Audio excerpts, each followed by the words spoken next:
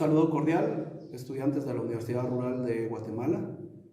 Queremos felicitarlos por este proceso que ustedes están teniendo y a la vez invitarlos al curso de teoría y análisis de textos.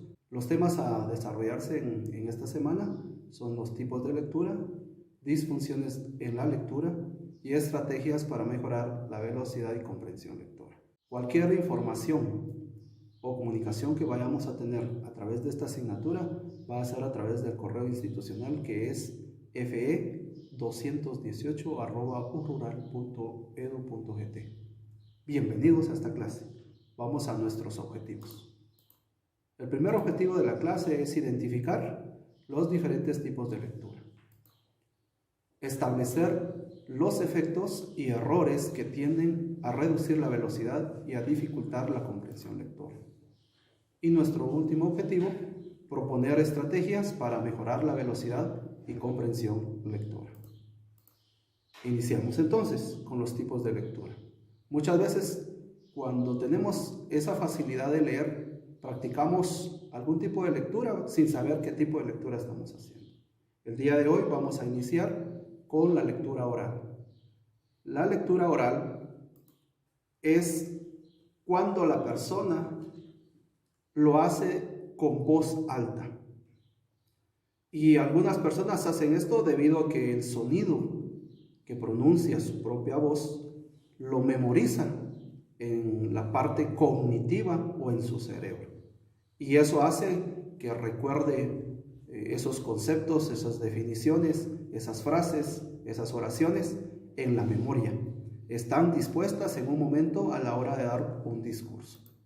También tenemos la lectura silenciosa, que es lo contrario a la lectura oral, que como su nombre lo dice, se hace de manera silenciosa, solo a través del uso de los ojos. También tenemos la lectura superficial.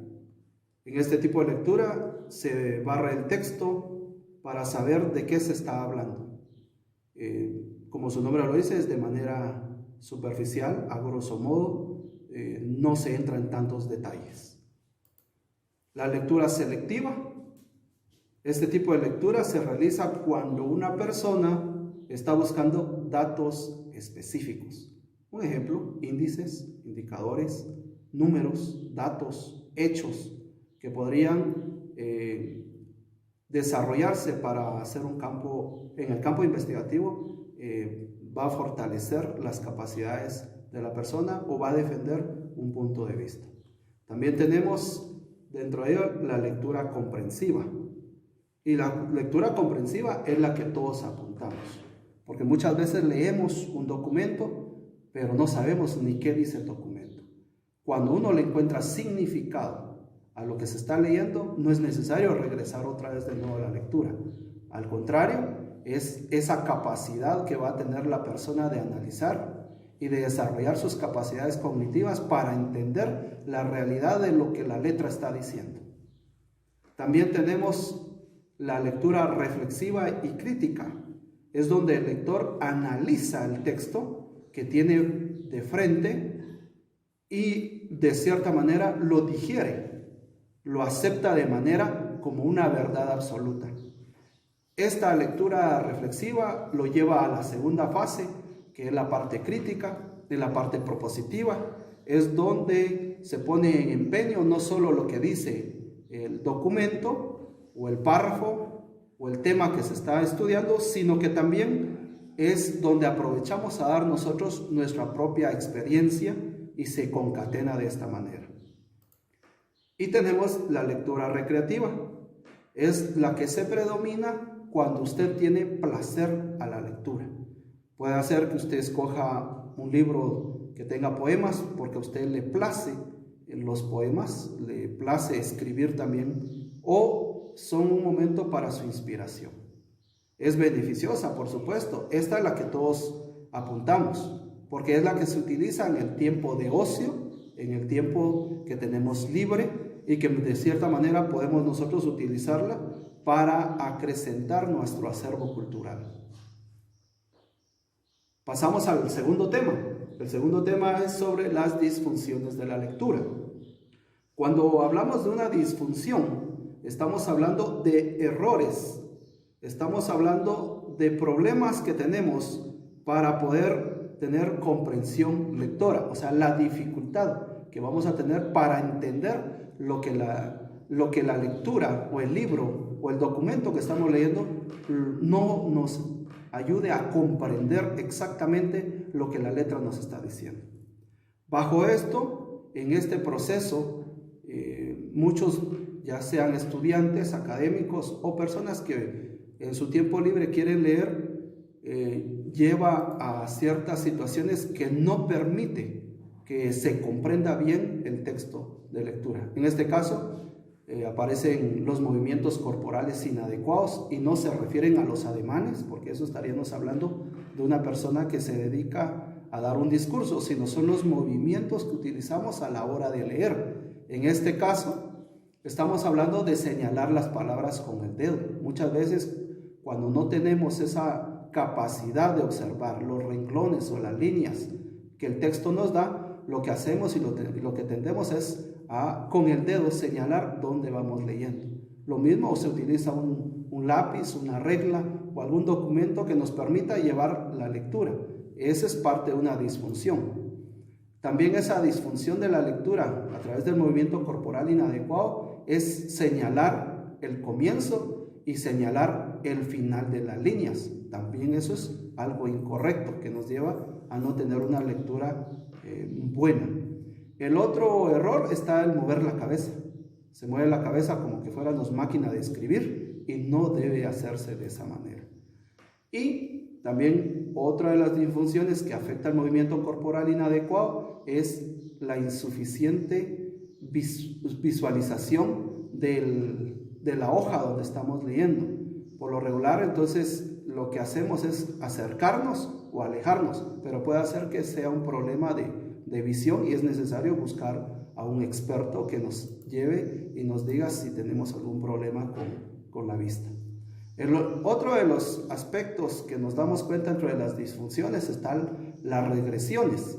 ¿Qué es una regresión? Es cuando usted lee un párrafo o una línea y lo que hace es volver a leer porque no entendió o no comprendió ese renglón o esa línea o el párrafo en sí. Entonces vuelve a leer y muchas veces sucede porque no hay una idea captada de lo que se quiere dar a entender, por no haber captado alguna palabra, por no saber el significado de esa palabra. También nos permite otra vez tener esa disfunción de regresar o simplemente porque ya tenemos ese hábito de regresar.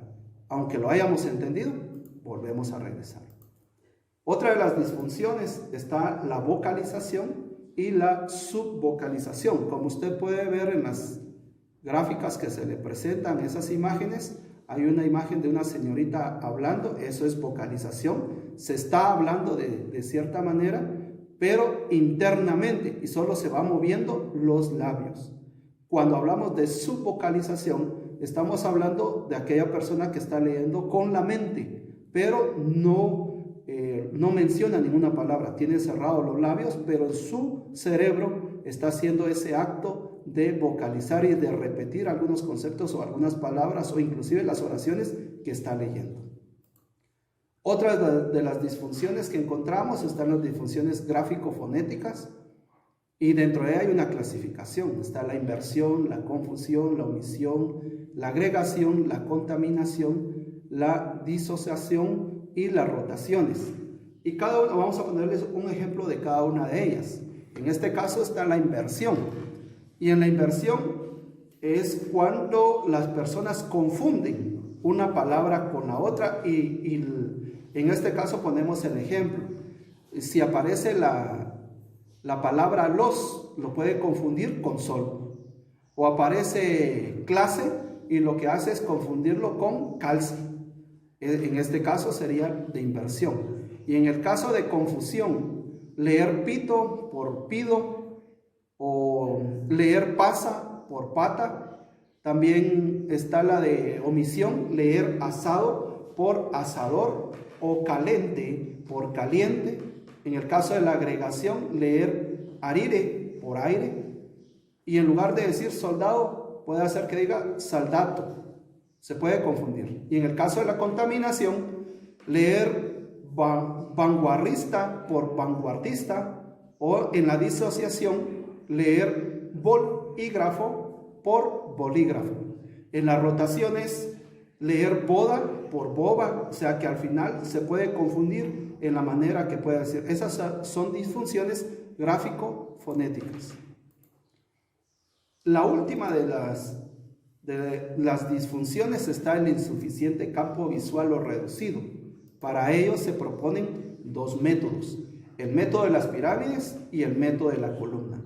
Como usted puede leer en la diapositiva, el método de las pirámides es fijar la mirada en un punto central en cada renglón de un texto escrito en forma de pirámide, mientras que en el método de las columnas consiste en realizar 2 o 3 golpes de vista en cada renglón de un texto que esté dispuesto en forma de 2 o 3 columnas respectivamente. Esto es para mejorar el campo visual o reducido. El tercer tema: estrategias para mejorar la velocidad y comprensión lectora. Muchas veces necesitamos, como docentes, como maestros, como profesores, más ustedes que se están formando para un profesorado de enseñanza media, con la especialización en lengua y literatura, es necesario que lleven estrategias que en un momento dado van a mejorar la velocidad y la comprensión lectora de sus estudiantes. Una de ellas es la lectura exegética. También se conoce como lectura comentada, y es aquella donde el docente les entrega un documento a los estudiantes para que lean, pero cada párrafo se va haciendo un énfasis, se va diciendo qué pensó, qué analizó, qué puede decir, qué puede proponer. Esa lectura es muy buena dentro del salón de clases, hace que el estudiante analice, reflexione, pero proponga. La segunda técnica que podemos utilizar son la de los ensayos. Los ensayos son documentos escritos, por supuesto, en forma de prosa. En este caso pueden ser personales o pueden ser técnicos, científicos, académicos, pero dependiendo para qué lo vamos a utilizar. Pero los ensayos sí sirven para que haya fluidez de la información de un estudiante y qué es lo que quiere plasmar de acuerdo al tópico o al tema que se está proponiendo o investigando. Está una tercera estrategia, como es el texto paralelo. En este caso, Universidad Rural a usted le ha dado los elementos correspondientes para su elaboración. Sabemos que existen 3 tipos de textos: el vademecum, el de asignatura y el de tesis. El cuadro sinóptico también es otro de los elementos importantes que podemos utilizar para hacer que nuestros estudiantes discriminen las ideas principales, las ideas secundarias, pero este se hace a través de una técnica que es a través de llaves. Entonces la idea central va en el centro, las ideas secundarias van en un segundo nivel y las ideas terciarias y así sucesivamente van en los siguientes niveles. Está también la técnica que se puede usar, que se convierte en una estrategia, como los diagramas, y en este caso existen 2 tipos de diagramas. Está el diagrama de árbol, que nos puede servir para identificar precisamente cuáles son nuestras ideas centrales y nuestras ideas secundarias. También se encuentra el diagrama radial, que también va fijo a ciertos procesos organizados cognitivamente para que lo reflejemos de esa manera. También están las preguntas exploratorias. Estas se utilizan para el análisis, razonamiento crítico y creativo de nuestros estudiantes, que luego van a referir los significados, las implicaciones y despertar en el estudiante los intereses propios para poder argumentar en su momento. Y también tenemos la línea cronológica. Esta nosotros sabemos que es precisamente para dar aportaciones o describir acontecimientos importantes en la línea de historia o durante el tiempo y que podemos poner fechas específicas, y en esas fechas específicas, en la parte superior, vamos a escribir los eventos o los acontecimientos históricos importantes. Es así como el día de hoy hemos aportado parte de la experiencia, pero que también los motivamos a hacer un buen trabajo en esa juventud que nos espera en el sistema educativo nacional. En este momento usted está viendo la hoja de evaluación, siga las instrucciones correspondientes y dé respuesta de las alternativas que se le presentan, la correcta. Muchas gracias, muy amable, estamos para servirles.